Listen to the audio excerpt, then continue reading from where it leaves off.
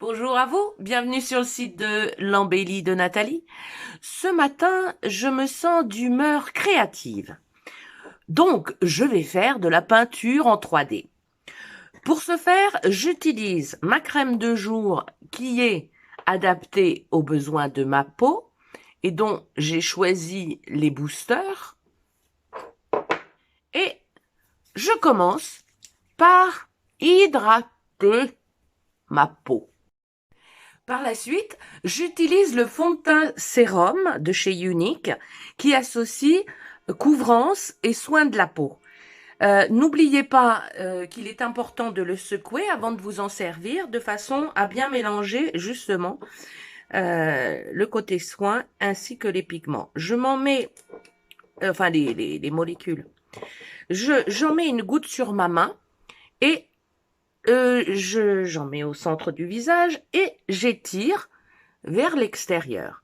Je prépare ainsi ma toile pour ma peinture 3D.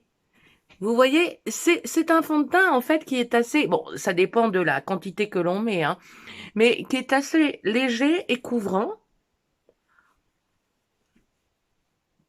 et qui permet d'unifier le teint.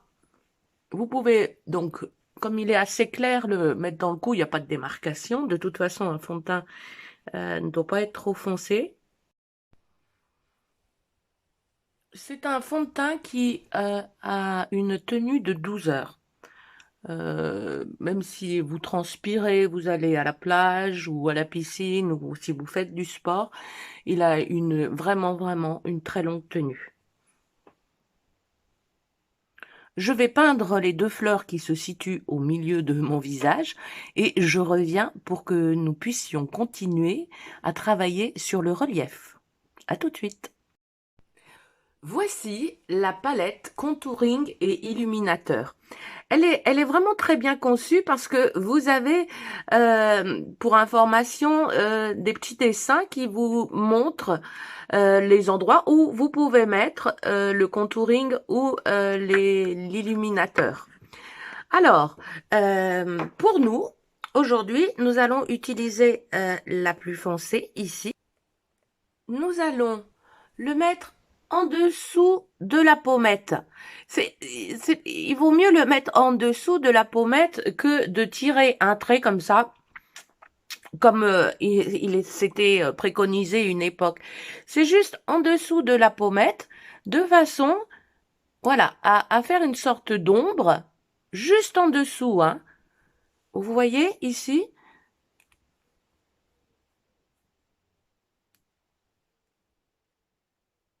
Vous fondez bien avec le fond de teint.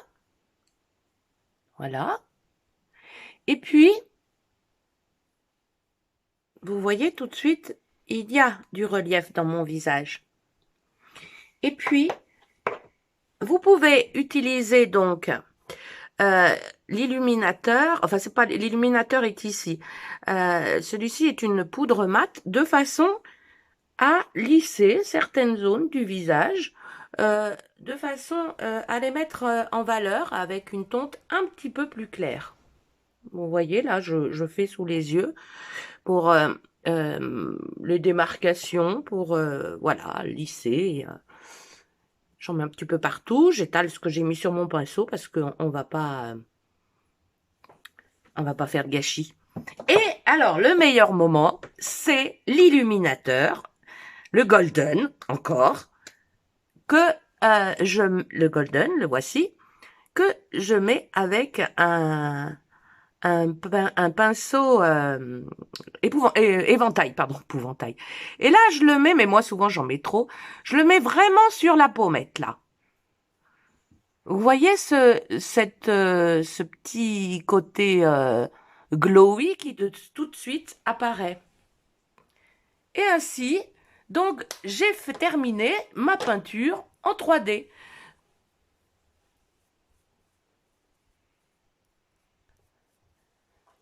Voilà. Sachez que aujourd'hui, je vous ai parlé de mon humeur créative. Nous avons tous des humeurs créatives. Néanmoins, nous ne les exprimons pas toujours de façon aisée. Parce que souvent, nous sommes bloqués par des pensées et qui commencent par il faut, je dois, il va penser. Et ça, c'est très bloquant. Alors, n'hésitez pas à vérifier par 2 fois si le il faut, je dois sont vraiment nécessaires. Allez, on va y arriver. À bientôt!